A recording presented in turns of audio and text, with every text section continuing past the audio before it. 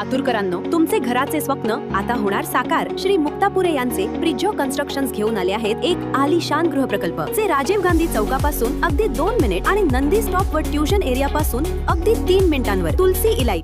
नमस्कार मित्रांनो, मी गोपाळ कुलकर्णी. द रिंगण लाईव्हच्या बेधडक चर्चेमध्ये पुनश्च एक वार स्वागत. एक अत्यंत महत्त्वाच्या विषयावर या एपिसोडमध्ये आम्ही चर्चा करणार आहोत. विषय काय आहे ते प्रस्तावनेनंतर तुम्हाला सांगितलं जाईलच, परंतु लातूरच्या पत्रकारांनी म्हणजे पत्रकारितेमध्ये कुणीही या विषयाला हात घातलेला नव्हता, त्या विषयावर रिंगणने हात घातलेला आहे आणि एक अत्यंत महत्त्वाचा तो विषय आहे. जो विषय आहे लातूरचे उत्पन्न किती. ही चर्चा करण्यासाठी माझ्या सोबत आहेत द रिंगण लाईव्हचे मुख्य संपादक राजू पाटील सर. पाटील सर, आपलं या चर्चेमध्ये स्वागत आहे. धन्यवाद गोपाळराव, तुमचंही स्वागत आणि आपल्या हजारो प्रेक्षकांचंही स्वागत. लातूर शहर हे शैक्षणिक, व्यापारी आणि सांस्कृतिक दृष्ट्या मराठवाड्यातील एक अत्यंत महत्त्वाचे आणि प्रगत शहर म्हणून ओळखले जाते. लातूरची सर्वात मोठी ओळख म्हणजे लातूर पॅटर्न, म्हणजे गुणवत्तापूर्ण शिक्षण आणि शिस्तबद्ध अभ्यास पद्धतीमुळे या शहराने राज्याच्या शैक्षणिक नकाशावर आपला दबदबा निर्माण केलेला आहे. लातूर ही मराठवाड्यातील एक मोठी व्यापारपेठ म्हणून देखील आहे. याचबरोबर महाराष्ट्राच्या राजकारणात लातूरचे स्थान नेहमीच वरचे राहिले आहे. असे जरी असेल या प्रगत शहरामध्ये, तर लातूर नेमकं या प्रगत शहरामध्ये कोणत्या स्थानावर आहे, या अनुषंगाने आपण आजच्या या भागामध्ये विश्लेषण करणार आहोत. तर माझा थेट पहिला प्रश्न असा आहे पाटील सर, महाराष्ट्रामध्ये जे प्रगत जिल्हे आहेत, म्हणजे भरपूर आहेत, मराठवाड्यात असतील, महाराष्ट्रात असतील, तर त्या ह्याच्यामध्ये आपलं लातूरचं स्थान कुठं आहे? गोपाळराव, अत्यंत महत्वाच्या विषयावर आज आपण चर्चा घडवून आणलेली आहे आणि बेधडक ते आपल्या लोकप्रिय चर्चेच्या कार्यक्रमामध्ये आपण लातूर कुठे आहे किंवा लातूरचं उत्पन्न काय आहे, लातूरच्या माणसांचं जे उत्पन्न आहे ते काय आहे, म्हणजे लातूरचा विकास मोजायचा कसा किंवा लातूरचा विकास कशात मोजायचा किंवा लातूर कशामुळे ओळखलं जातं, अशा अनेक प्रश्न सातत्याने असतात. ते सांस्कृतिक आहे, ऐतिहासिक आहे, या गोष्टी तर आपण प्रत्येक शहराला प्रत्येक शहराची स्वतःची एक ओळख असते. महाराष्ट्रातलं असं एकही ठिकाण नाही की ज्या ठिकाणाला स्वतःची एक ओळख नाही, ती प्रत्येक शहराला असते. परंतु विकासाच्या वाटेवर असलेले जे काही जिल्हे असतात, त्या जिल्ह्याचं नेमकं काय चालू आहे आणि त्या जिल्ह्याचं एकूण उत्पन्न काय आहे आणि हे उत्पन्न मोजायचं कसं. म्हणजे आता बघा, आपला लातूर जिल्ह्याची सरासरी आपण जर लोकसंख्या काढली गोपाळराव, तर 28,50,000 ते 29 लाखापर्यंत आजच्या स्थितीमध्ये जाते. 30 लाख सुद्धा असू शकते. तर आपण काय करूया की सरासरी 28 लाख लोकसंख्या गृहीत धरून आज लातूर कुठल्या आर्थिक स्टेजला नेमकं आहे त्या विषयाची चर्चा करूया. गोपाळराव, तुम्ही पहिलाच प्रश्न विचारला, पण पहिल्या एका प्रश्नाचं लगेच उत्तर नाही देता येणार. 2-4 महत्वाच्या गोष्टी आहेत त्या आपल्या प्रेक्षकांनी समजल्या पाहिजे, लातूरकरांना समजल्या पाहिजे किंवा लातूरची ओळख करून घेणाऱ्या महाराष्ट्रातल्या इतर तमाम प्रेक्षकांना ही गोष्ट कळली पाहिजे. बघा, या सगळ्या गोष्टी, एखाद्या शहराचं उत्पन्न, एखाद्या राज्याचं उत्पन्न किंवा एखाद्या देशाचं उत्पन्न आपण कशावर मोजतो, तर साधारण त्याला दरडोई उत्पन्न असं म्हटलं जातं. जसं की आपल्या देशाचं जे दरडोई उत्पन्न आहे गोपाळराव, त्याची आपण पहिल्यांदा चर्चा करू. 2,19,000 रुपये हे आपल्या देशाचं दरडोई उत्पन्न आहे. म्हणजे भारतातला प्रत्येक माणूस सरासरी 2,19,000 रुपये कमवतो. ही आपल्या देशाची आर्थिक स्थिती आहे. आता देशाच्या नंतर आपण राज्यामध्ये येऊ की महाराष्ट्राची आर्थिक स्थिती काय आहे. तर महाराष्ट्राची जी सरासरी आर्थिक स्थिती आहे 3,47,900. म्हणजे महाराष्ट्रातला प्रत्येक माणूस दरवर्षी 3,47,900 रुपये कमवतो असं सांगितलं जातं. सरासरीमध्ये त्याला जीडीपी किंवा दरडोई उत्पन्न असं सुद्धा म्हटलं जातं. आणि त्यानंतर मग आपण प्रत्येक जे जिल्हे आहेत महाराष्ट्रामधले, या प्रत्येक विकसित जिल्ह्यांचा जर आपण आढावा घेतला तर विकसित जिल्ह्यामध्ये साधारण 3 जिल्ह्याचा उल्लेख आर्थिक गणितामध्ये आपण करतो. त्याच्यामध्ये मुंबई जिल्हा, मुंबई आणि उपनगरे जे आहेत त्याचा जर आपण विचार केला की त्याचं दरडोई उत्पन्न हे 5,50,000 रुपये प्रति व्यक्ती आहे. म्हणजे मुंबईचा माणूस दर वर्षाला 5,50,000 रुपये कमवतो. त्यानंतर लगेच पुणे जिल्ह्यामध्ये आपण येतो. मुंबईला लागून असलेला अत्यंत समृद्ध असा तो जिल्हा आहे. आणि पुणे जिल्ह्याचं उत्पन्न 5,10,000. प्रत्येक माणूस पुणे जिल्ह्याचा 5 लाख ते 5,10,000 रुपये कमवतो. हा झाला त्यांच्या दरडोई उत्पन्नाचा भाग. आणि त्यानंतर आपण आपल्या मराठवाड्यातलं जे मोठं शहर आहे ना, संभाजीनगर, छत्रपती संभाजी, आपली मराठवाड्याची राजधानी म्हणतो आपण त्याला. तर तिथला आपण जास्त विचार करूया की मराठवाड्याच्या आपल्या राजधानीचा किंवा संभाजीनगरचा आयुक्तालय कार्यालयाचा जे दरडोई उत्पन्न आहे गोपाळराव, 2,55,000 रुपये प्रति माणस हे आहे. अरे वा. 2,50,000. बघा, आपण मराठवाड्यामध्ये पश्चिम महाराष्ट्रातून किंवा मुंबई पुण्यातून आपण जेव्हा मराठवाड्यात येतो तेव्हा आपण किती खाली आलो बघा. 50% खाली आलो. मुंबईच्या तुलनेमध्ये आपण 60% खाली आलो. पुण्याच्या तुलनेमध्ये आपण 55% इतकं खाली आलो मराठवाड्यात आल्याबरोबर. कारण मराठवाड्यामध्ये संभाजीनगर शहर हे औद्योगिक शहर म्हटलं जातं.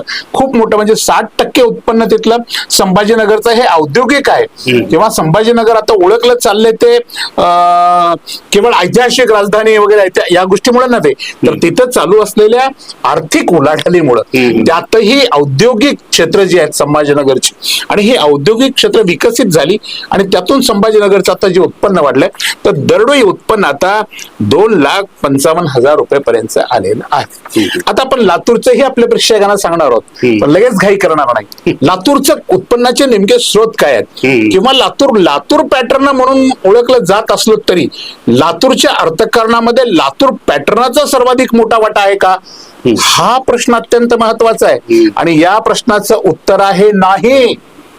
लातूर पॅटर्न आपण केवळ लातूर पॅटर्न म्हणून जर ओळखलं असलं तरी लातूरच्या आर्थिक उत्पन्नामध्ये किंवा आर्थिक उलाढालीमध्ये शिक्षण क्षेत्राचा किंवा या शैक्षणिक संकुलाचा किंवा या काय म्हणतो आपण त्याला ट्युशन क्लासेसचा फार मोठा वाटा नाहीये. केवळ चर्चा अधिक आहे. आपण अर्थकारणाच्या दृष्टिकोनातून विचार करतोय आजच्या भागामध्ये, बरोबर आहे. आपण पब्लिसिटीच्या दृष्टीने विचार नाही करत आहोत. तर लातूर पॅटर्नचा तेवढा काही फार मोठा वाटा नाही. तर लातूरचा जेव्हा विचार केला जातो तेव्हा लातूरच्या अर्थकारणामध्ये 2 गोष्टी प्रामुख्याने महत्वाचा रोल निभावत आहेत. प्रामुख्याने 2 गोष्टी.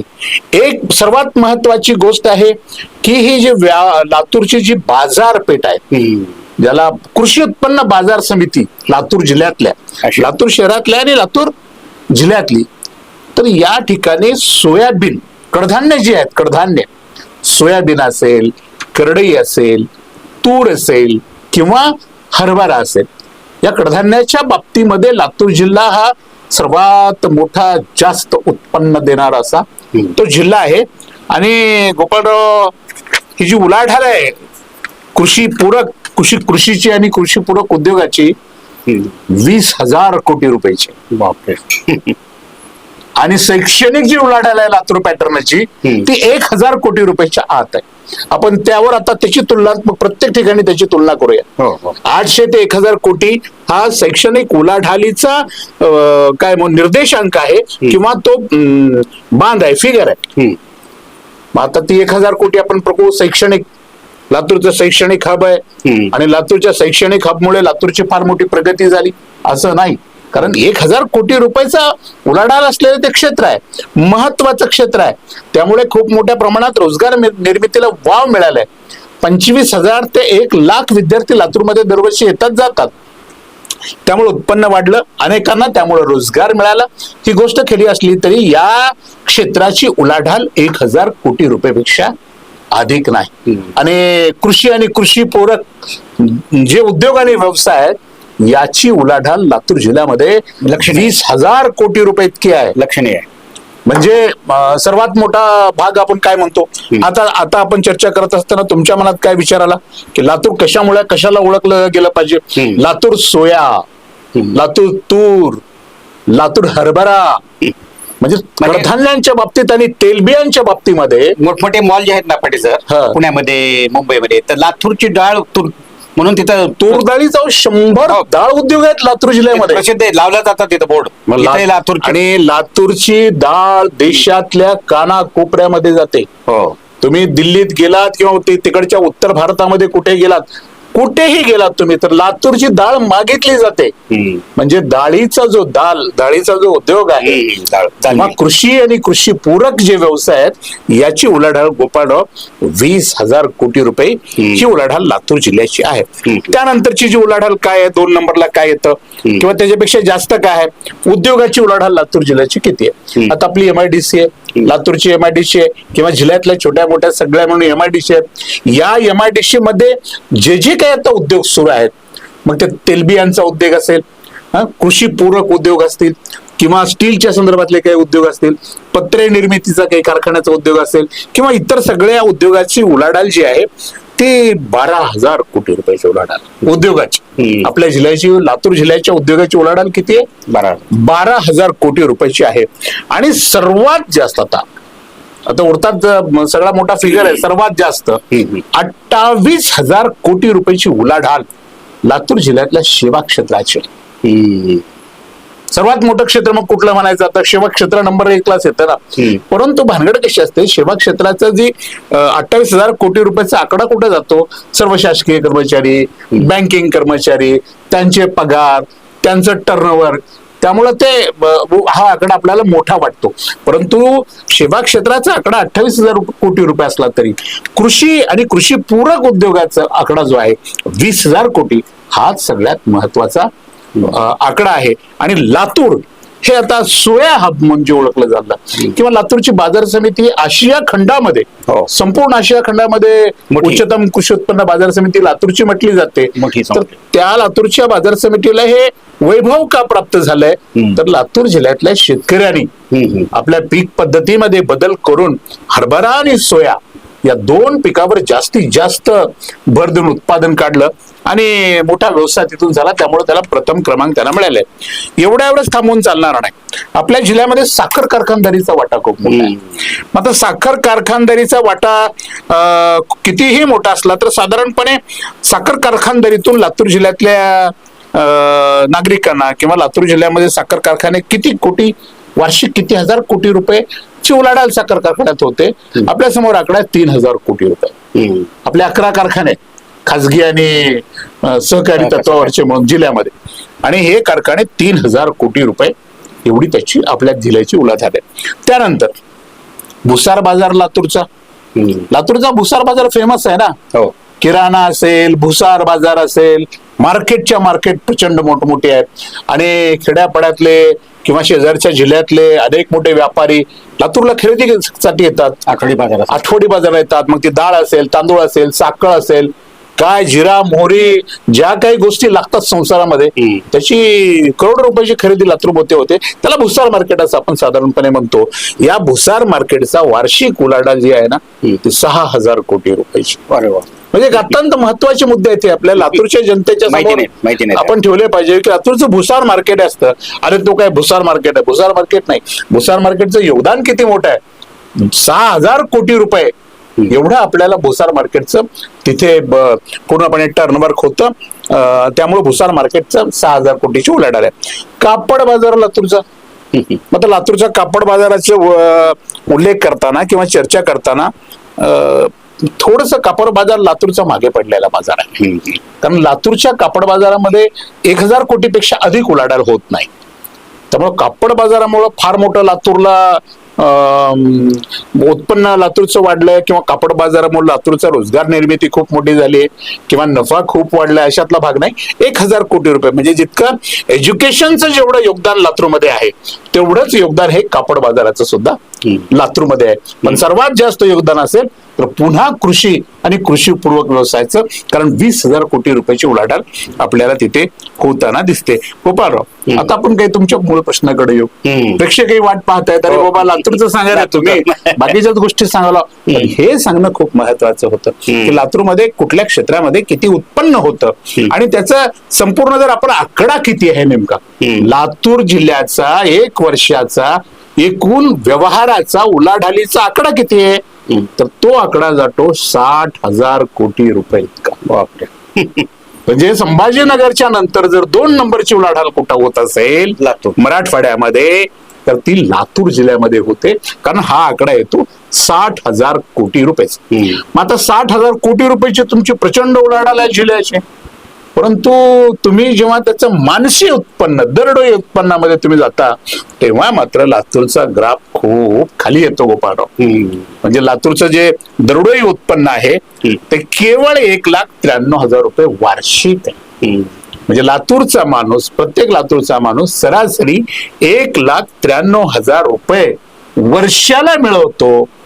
असं हे गणित आपल्याला या दरडोई जिल्ह्याच्या दरडोई उत्पन्नावरून आणि उत्पन्नाचे जेवढे म्हणून काही स्रोत आहेत त्यावरून आपल्याला हा अंदाज काढता येऊ शकतो. पाटील सर, आपल्याकडे सहकारमशी अनेक होऊन गेले, राज्यकर्ते देखील होऊन गेले. केशवराव सोनवणे पासून ते विलासराव देशमुख, शिवराज पाटील पर्यंत, निलंगेकर पर्यंत असे खूप मोठे यादीच आहे, लांब जातात. मग असं एवढं सगळं उत्तुंग राजकीय नेतृत्व असताना त्यांना दरडोई उत्पन्न वाढवण्यामध्ये काही अपयश आलं असं म्हणायचं का आपल्याला? गोपाळराव, लातूर जिल्ह्याची जेव्हा निर्मिती झाली 1982 अंतुलेंच्या काळामध्ये, तेव्हा लातूरचं जे दरडोई उत्पन्न होतं ना ते 60,000 रुपये होतं. अच्छा.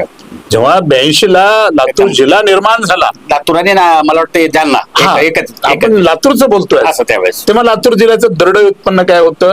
60,000 रुपये होतं. आणि लोकसंख्या किती होती? लोकसंख्या 18 लाख 18.5 लाख संपूर्ण जिल्ह्याची. म्हणजे 10 लाख लोकसंख्या वाढली लातूर जिल्ह्याची आज तारखेला. आणि उत्पन्न सुद्धा 60,000वरून 1,93,000 पर्यंत गेलं ना. मग प्रचंड मोठी प्रगती आहे ना. कोणाला नाव ठेवायचं? विलासरावांना नाव ठेवायचं, शिवाजीराव पाटील निलंगेकरांना, शिवराज पाटील चाकूरकर साहेबांना, की अमितरावांना, की संभाजी पाटलाला, की अभिमन्यू पवारला? कुणाला नाव ठेवायचंच नाहीये. या लोकांचं कौतुकच केलं पाहिजे सगळ्यांचं म्हणून, त्यांचं अभिनंदनच केलं पाहिजे. कारण तुम्ही जो दरडोई उत्पन्न 60,000 तुमच्या जिल्ह्याची निर्मिती झाली असताना जे होतं ते उत्पन्न जर आपण 1,93,000वर घेऊन गेलो तर फार मोठी प्रगती आपली झाली असंच म्हणावं लागेल. परंतु महाराष्ट्राच्या तुलनेमध्ये किंवा मुंबईच्या तुलनेमध्ये, पुण्याच्या तुलनेमध्ये, अहिल्यानगरच्या तुलनेमध्ये, नाशिकच्या तुलनेमध्ये, नागपूरच्या तुलनेमध्ये आपण खूप कमी आहोत. आणि या सगळ्यांचा GDP अगदी 5.5 लाख इथून सुरू होतो आणि या मोठ्या मोठ्या शहराचा 3 लाखापर्यंत येऊन थांबतो. आपण मात्र 3 लाखाच्या खूप मध्ये आहोत, 1,93,000 आहे. त्यामुळे लातूरचा विकास करण्यासाठी किंवा लातूरचं दरडोई उत्पन्न वाढवण्यासाठी आपल्या जिल्ह्याला आणखीन खूप मोठी प्रगती करावी लागणार आहे. जिल्ह्याच्या नेतृत्वाने सुद्धा अत्यंत अभ्यासपूर्वक जिल्ह्याचं नियोजन करावं लागणार आहे. पण झालंय काय सध्या? आता लातूर जिल्हा विखुरलाय. म्हणजे लातूर जिल्ह्यामध्ये एक धोका आहे मोठा, राजकीय धोका आपण त्याला असं म्हणतो, की लातूर जिल्ह्यामध्ये 6 विधानसभा मतदारसंघ आहेत आणि 6 विधानसभा मतदारसंघामध्ये 6 आमदारांचे जे चेहरे आहेत ते आपापल्या तालुक्याकडे तोंड करून आहेत. समजा अभिमन्यू पवार असतील तर मला औसा बघतो, संभाजी पाटील असतील, मी निलंगाबाद, बाबासाहेब पाटील आपले मंत्री महोदय, मी त्यांचं साम्राज्य अहमदपूर, असं आमचे पुढचे संजय राव ते म्हणणार मी फक्त तिकडे उदगीर. आणि आता रमेश अप्पा लातूर ग्रामीण माझा निवांत हो, माझं काय टेन्शन नाही रमेश अप्पा. आणि अमित भैया माझं शहर वाढतंय का नाही? शहर बघा किती मी नीट करतोय. पण त्यामुळं जिल्ह्याचा जो ग्रोथ वाढवायचा आहे, जिल्ह्याचं जे दरडोई उत्पन्न वाढवायचं आहे, किंवा लातूरला आर्थिक दृष्ट्या 60,000 कोटीवरून आपल्याला 1 लाख कोटीपर्यंत आपला लातूरचा व्यवहार कसा घेऊन जाता येईल, यासाठी ज्या गोष्टी करणं आवश्यक आहे, मला वाटतं राजकारणातल्या क्षेत्रातल्या या सगळ्या लोकांनी त्यावर विचार केला पाहिजे, एकत्र बसलं पाहिजे. निवडणुकीमध्ये चालू द्या, तुमचं काही घेणं देणं नाही, परंतु आपल्या जिल्ह्याची आर्थिक क्रांती आणखीन करण्यासाठी आपल्याला आणखीन नियोजन करण्याची नितांत आवश्यकता आहे. आणि 2च ठिकाणी लातूरमध्ये संधी आहे. काय होऊ शकतं, काय नवीन लातूरमध्ये काय निर्माण होऊ शकतं, त्याचा खूप अभ्यास केल्यानंतर आपल्या लक्षात एक बाब आल्यापासून राहत नाही की लातूरमध्ये आणखीन खूप मोठ्या प्रमाणामध्ये कृषी पूरक उद्योग उभे राहू शकतात, प्रक्रिया उद्योग उभे राहू शकतात. तेलबिया प्रक्रिया उद्योगाला मोठे वाव आणखीनही आपल्या लातूर जिल्ह्यामध्ये आहे आणि त्याचा विचार सर्वांनी करण्याची आवश्यकता आहे. परंतु आज लातूर हे आमचं शैक्षणिक पॅटर्नमुळे फेमस आहे. हा जो नेमका भाग आहे, आपण चॅलेंज करून सांगतोय लातूर जिल्ह्यातल्या लोकांना की शैक्षणिक पॅटर्न यामुळे लातूर जिल्हा ओळखला जात असला तरी लातूर जिल्हा हा या जिल्ह्यातल्या शेतकऱ्यांच्या कष्टामुळेच ओळखला जावा. कारण लातूर जिल्ह्याचे शेतकरी या जिल्ह्यामध्ये 20,000 कोटी रुपयाचं टर्नओव्हर करतात आणि शैक्षणिक किंवा तुमचं जे एज्युकेशन हब आहे हे 1,000 कोटीच्या पुढे जात नाही. आता मला तुम्हीच सांगा, हा जिल्हा कोणाच्या नावाने ओळखायचा? अशी परिस्थिती संपूर्ण जिल्ह्याची आहे आणि 1,93,000 इतकं अत्यंत कमी एवढं उत्पन्न आपल्या जिल्ह्याचं आहे. आणखीन तुम्हाला यामध्ये कुठल्या संशय तुमच्या मनामध्ये? मला एक प्रश्न राहून गेला पाटील साहेब. हा बोला की 30 सप्टेंबर 1993 ला ज्यावेळेस भूकंप किल्लारी भागामध्ये भूकंप झाला, प्रलयंकारी भूकंप होता तो. Yes yes. तर किल्लारीचे द्राक्ष पूर्वी लंडन ह्याच्यापर्यंत जात होती, आताही जात नाहीत असं नाही, पण त्या अगोदर कनामे सर म्हणून होते. कानामे सरने स्टोरेज इथं कोल्ड स्टोर उभा केलं होतं. तर हे द्राक्ष असतील किल्लारी भागातली आपले किंवा एक चाकूर तालुक्यात त्याला आमचं ओडवळ नागनाचं गाव असं आहे की तिथलं टोमॅटो आज कुठे आपल्या महाराष्ट्राबाहेर जातं ते. तर त्याच्यावर प्रक्रिया उद्योग करण्यासाठी म्हणजे आता उदाहरणादाखल टोमॅटोचा सॉस निर्माण करणे, सॉस करतील टोमॅटो सॉस किंवा द्राक्षाचे बेदाणे तयार करणे, अशी प्रक्रिया उद्योग का आपल्याकडे सुरू करता आले नाही? केले पाहिजेत. मी त्या मगाशी तुम्हाला म्हटलं की कृषी आणि कृषीपूरक व्यवसाय जे आहेत, प्रक्रिया उद्योग आहेत, त्याला आपल्या जिल्ह्यामध्ये खूप मोठ्या प्रमाणामध्ये वाव आहे. परंतु गोपाळराव, आपण आता द्राक्षाचा उल्लेख केला, त्यावरून मी आपल्याला सांगतो की फळबागा किंवा फलोत्पादन या प्रक्रियेमध्ये मात्र लातूर जिल्हा खूप मागे आहे. की लातूर जिल्हा फळबागाच्या बाबतीमध्ये जर तुम्ही विचार केला तर शेजारचा धाराशिव जिल्हा जो मागास जिल्हा म्हणून ओळखला जातो, या धाराशिव जिल्ह्यामध्ये आता फलोत्पादन खूप मोठ्या प्रमाणामध्ये वाढलेलं आहे. फळबागा खूप मोठ्या प्रमाणात वाढल्या. धाराशिवची जी फळं आहेत, ही धाराशिवची फळं मोठमोठ्या बाजारपेठेमध्ये हैदराबाद असेल किंवा पुणे असेल किंवा मुंबई असेल, अशा मोठ्या बाजारपेठामध्ये अशा शेकडो टन माल तिथल्या फळबागांचा जातोय. आणि दुर्दैवानं लातूर जिल्ह्यामध्ये फळबागा या विषयाकडे लातूरच्या शेतकऱ्यांनी आणि लातूरच्या नेतृत्वानं दोघांनीही दुर्लक्ष केलेलं आहे. आता लक्ष देण्याची गरज आहे, त्याला लक्ष देण्याची आवश्यकता आहे. तर अशा पद्धतीनं पाटील सर, शेवटाकडे जाताना एक माझा एक प्रश्न असा आहे की आपण हे प्रगत जिल्ह्याचा उल्लेख केला मगाशी, तर या प्रगत जिल्ह्याची जर लातूरला तुलना करायची असेल तर त्यांनी लातूरला काय करावं लागेल? आता दोनच गोष्टीचा पर्याय लातूरकरांच्या समोर उपलब्ध आहे. तिसरा पर्याय लातूरकरांना उपलब्ध नाही. तो म्हणजे लातूर जिल्ह्याची भौगोलिक परिस्थिती पाहता एकूण लातूर जिल्हा किंवा शेजारचा धाराशिव जिल्हा ही जी भौगोलिक परिस्थिती पूर्ण आहे, मोठ्या नद्या नाही आहेत आपल्याकडे, सिंचनाचा खूप मोठा प्रश्न आपल्या समोर आहे. पावसाच्या पाण्यावर आजही आपल्या भागातली 70 ते 70 एकर 70% जमीन या पावसाच्या पाण्यावर अवलंबून आहे. सिंचनाचं क्षेत्र वाढलं पाहिजे आणि सिंचनाचं क्षेत्र वाढत असतानाच कमी पाण्यामध्ये अधिक उत्पादन येणाऱ्या पिकाकडं आता लातूरच्या नेतृत्वानं आणि लातूरच्या शेतकऱ्यांनी सुद्धा लक्ष देण्याची पूर्णपणाने आवश्यकता आहे. हा जिल्हा खूप पुढे जाऊ शकतो. 60,000 कोटीचा व्यवहार 1,00,000 कोटीवर भविष्यामध्ये जाऊ शकतो. तो काळ खूप लांब नाही, तो काळ खूप जवळ आहे पूर्णपणे. परंतु जाणीवपूर्वक नियोजन करण्याची आवश्यकता आहे. आणि हे नियोजन करत असताना जिल्ह्यातल्या 6 आमदारांनी आपले जे राजकीय जोडे आहेत, हे राजकीय जोडे थोडेसे बाजूला ठेवून एक दिलाना जिल्ह्याचा विकास, 4 दिवसात 4 तोंड आहेत, ते जरा एकत्र आली पाहिजे. हे जे सिंह आहेत आपले 6 सिंह इकडे तिकडे तोंड करून, तर या सिंहांची जी तोंड आहेत ती जिल्ह्याच्या विकासासाठी एकत्र आली पाहिजे.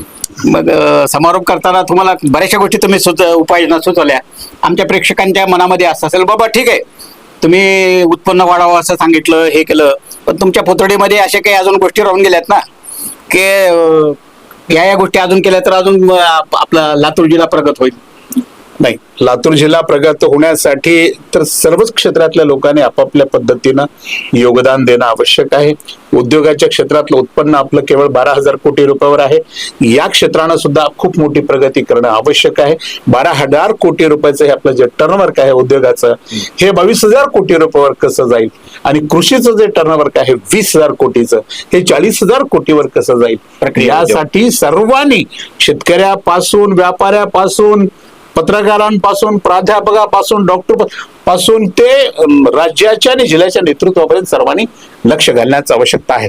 लातूरकर मित्रांनो आणि परिसरातील प्रेक्षक बंधूंनो, आपण लातूरचे असाल तर आपल्या जिल्ह्याचं उत्पन्न 1,93,000 रुपये केवळ प्रतिमानशी आहे. हे लक्षात ठेवा आणि हे उत्पन्न कसं वाढेल याचा विचार तुम्ही सुद्धा करा. लातूर सोडून आपण इतर जिल्ह्यातले असाल तर तुमच्याही जिल्ह्यावर आम्ही एके दिवशी निश्चितपणे बोलणार आहोत आणि तुमच्या जिल्ह्याचं नेमकं काय उत्पन्न आहे तेही तुमच्या लक्षात आणून देणार आहोत. आज इतकंच. अशाच महत्वाच्या विषयावर रोखोक भाषा ऐकण्यासाठी पाहत रहा रिंगण लाईव्ह, आवाज महाराष्ट्राचा.